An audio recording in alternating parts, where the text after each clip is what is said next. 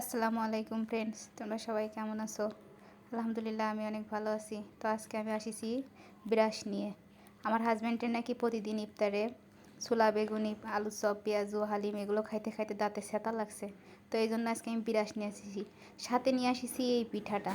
এটা কে কী নামে চেনেন কমেন্টস বক্সে জানাবেন। এই বিরাস দিয়ে দাঁত পরিষ্কার করব, দাঁতের যত ছ্যাঁতা আছে। এর সাথে ছিল খেজুর, যেটা ইফতারিতে না হলেই ভালো লাগে না। তার সাথে ছিল ছোলা, তার নাকি সবই লাগবে, তার নাকি ভিন্ন রকম ইফতারির প্রয়োজন।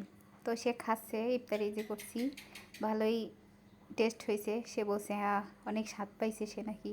তারপরে এই যে কাঁচা আম, ওরে বাবা তার যে কি দাম, আশেপাশেই যাওয়া যায় না। তারপরেও কি করব, নিয়ে আসলাম, খাইতে মন চাইলো। তো সেই আমটাও খুব স্বাদ লাগলো খাইতে, বছরে বছরে প্রথম আম খাইলাম। সবাই ভালো থাকবেন, আল্লাহ।